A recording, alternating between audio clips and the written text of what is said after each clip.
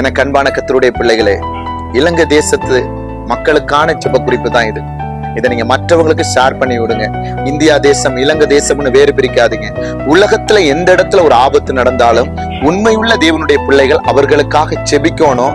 இனிமேல் அந்த காரியத்தை கர்த்தர் என்ன செஞ்சிடக்கூடாது, உங்க ஜெபத்தின் மூலமாய் அனுமதிக்காதபடி நம்ம திறப்புல நிற்கணும். அதத்தான் எசேக்கியேல் 22:30 சொல்லுது.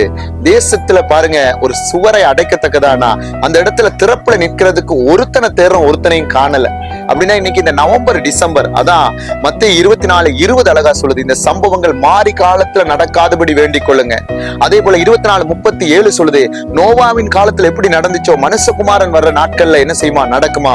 இன்னைக்கு ஒரு தேசத்துல கவர்மெண்ட் ஆளுகை செய்யறது அல்ல, ஒரு ஜனங்கள் பாருங்க அவங்களுடைய விருப்பத்தின்படி ஆளுகை செய்யறது அல்ல, பணத்தின் நிமித்தம் அந்த தேசம் நிர்ணயிக்கப்படுறது அல்ல, அவனுடைய பலம் அதெல்லாம் இல்ல. கர்த்தர் அந்த இடத்துல ஒருவேளை அவர் பாருங்க இருந்தாருன்னா அந்த இடத்துல என்ன செய்ய மாட்டாரு, தீங்க வர விட மாட்டாரு.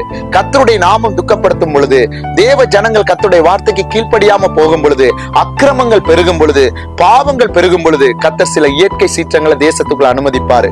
அந்த இடத்துல அந்த சீற்றங்கள் அனுமதிக்கப்படும் பொழுது, அதே நாளாகமத்துல சொல்றாரு, ஜனங்கள் தங்களுடைய முகத்தை தாழ்த்தி கர்த்தரை தேடும் பொழுது அந்த தேசத்துக்கு சேமத்தை கொடுப்பன்னு கர்த்தர் சொல்றாரு.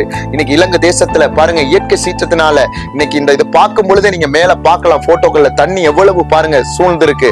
அது போல அநேகர் வீடுகளை இழந்து சாப்பாடு இல்லாம பசியோட, இன்னைக்கு பணங்கள் இருக்கு, பொருட்கள் இருக்கு, ஆனா ஜீவனை காத்துக்கொள்ள முடியல. பாருங்க இன்னைக்கு கவர்மெண்ட் நல்ல அரசாட்சி ஆளுதுன்னு சொல்லி இன்னைக்கு ஜனங்கள் அவங்கள பிரியப்படுத்துறாங்க. இன்னைக்கு அந்த கவர்மெண்டே என்ன சொல்லிட்டாங்கன்னா, உங்க ஆத்துமாக்களை நீங்க காத்துக்கொள்ளுங்க, நீங்க தப்பிச்சு கொள்ளுங்க. அம்மா, கர்த்தருடைய பார்வையில யாரும் தப்ப முடியாது. தேவனுக்கு முன்னாடி நம்ம முழங்கால் முடங்கி நம்ம பாவத்தை அறிக்கையிட்டு திரும்பும் பொழுது கர்த்தர் நம்முடைய தேசத்துக்கு சேமத்தை கொடுக்க அவர் வல்லமை உள்ளவரா இருக்கிறாரு. திரும்பவும் கர்த்தர் ஏன் இதை சொல்ல வைக்கிறார் உங்களுக்குன்னா, இன்னும் பொல்லாத வழிகளை விட்டு திரும்புங்க. ஆபிரகாம் ஒரே ஆள் திறப்புல நிக்கும் பொழுது லோத்துவனுடைய குடும்பம் பாதுகாக்கப்பட்டுச்சு. சோதோம் கொமோரா அக்கினினால என்ன செஞ்சப்படுதான, அழிக்கப்பட்டுச்சு. இன்னைக்கு இந்த வேதனையான சூழ்நிலையில கர்த்தர் ஏன் உங்களுக்கு இந்த சத்தியத்தை சொல்றாருன்னா, உங்க பாவ வழிகளை விட்டு மனம் திரும்பி ஏசப்பாட்ட வாங்க. நீங்க இந்த இலங்கை தேசத்துக்காக பாரத்தோட ஜெபம் பண்ணுங்க. அப்ப சில பேர் கேட்கலாம், அப்ப நாங்க ஜெபிக்கலையா? அம்மா, கர்த்தர் எதை அனுமதிச்சாலும் அவருடைய திட்டம் இல்லாம யாருக்கும் எதுவும் வர்றதில்லை. அது வசனத்தின்படியும் சரி, வேதத்துல வாழ்ந்த பாருங்க நம்முடைய பாத்திரங்களையும் பார்க்கலாம், அவர் செய்த காரியங்களையும் பார்க்கலாம். அப்ப நம்ம தேசத்துல ஒரு பாருங்க குறிப்பிட்ட காரியத்தை கர்த்தர் அனுமதிக்கிறார்னா நம்ம தேசத்துக்காக கண்ணீர் விடுத்து ஜெபிக்கிற பிள்ளைகளா இருக்கணும்.